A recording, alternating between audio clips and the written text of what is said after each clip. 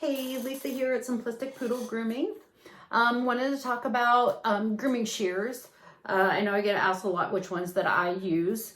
The ones that I use are more of your professional grade shears. They're more expensive. I know I've spent, almost probably close to $2,000 on the 3 sets of shears that I have.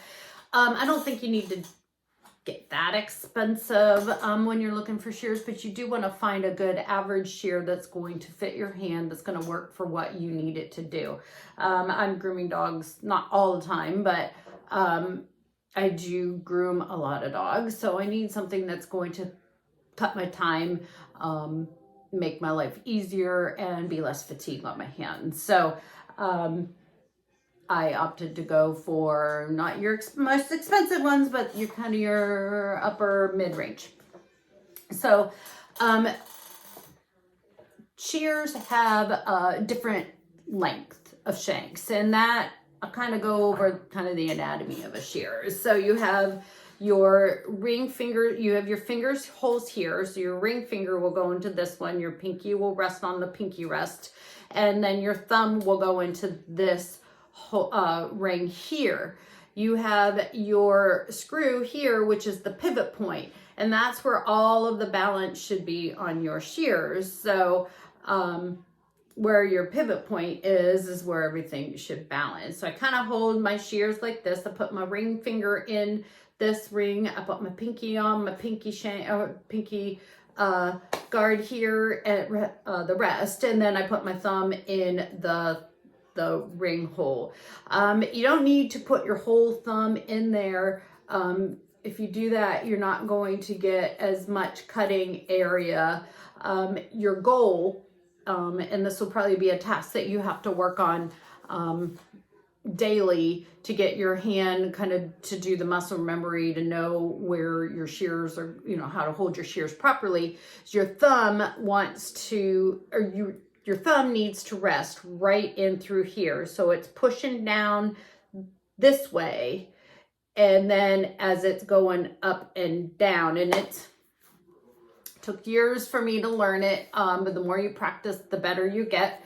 So basically, when I'm grooming, you don't ever see my thumb all the way in there. As you can see, it's a lot of fatigue on my hand. You just my barely, and I'm not even really pushing it. These things are like, they're lubricated enough to where I can just move them back and forth without a whole lot of effort. If you're like really moving back and forth with a lot of effort, you might need to have this loosened up, or maybe adjust it so that they aren't nearly as tight. I opted for a shorter shank, and this is the short shank here, with a shorter thumb shank, so that when I open up the thumb, the shear opens up a little bit longer. So I've got a pair that have a longer shank, and you can see the difference in the shanks here. Kind of do it this way. You can see where the pivot point, where the screw is much longer than this one. And then they're a little more even. The rings are a little bit more even, as opposed to this one's a little offset. These ones are more ergonomically correct. They're going to fit your hand a little bit better, because you don't have to stretch your thumb so far back. So here's where it's kind of a natural, for me, it's a natural position, kind of here, just moving. You can see my hand, my thumb, it's in kind of like this position. With this one, you see how far stretched down my thumb is, and it makes it harder to open up because I'm like way down here. It's super stretched. It's going to fatigue your hand a little bit more. Now, that's not to say that these might not be good shears. These shears just don't fit my hand. So if you have larger hands, larger finger, larger thumb, longer thumb, a longer shank would be better for you. If you have a shorter thumb, less fatigue. You want your rings to be offset and your thumb to be a lot shorter than your thumb shank to be a lot shorter than ones that are even, like these ones. So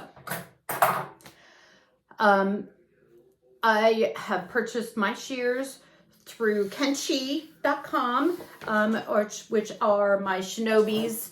And then the other pair are Guibes that I have purchased, and that's Guibe, G-E-I-B, Buttercut.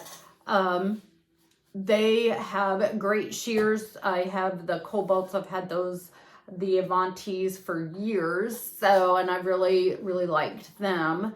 And then the other pair that another company I'm going to purchase my next one from, just from some of the research and some of the people that I've talked to in the grooming industry, is the Affordable Grooming Shears. They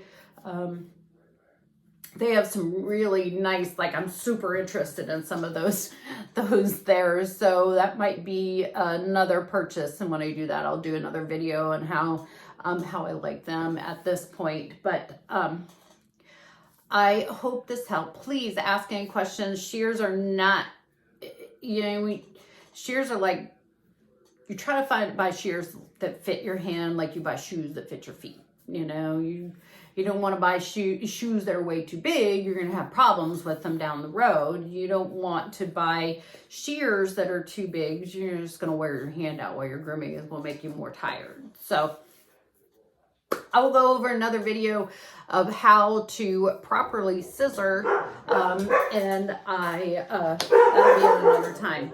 So hope you guys are having a great day. Thanks.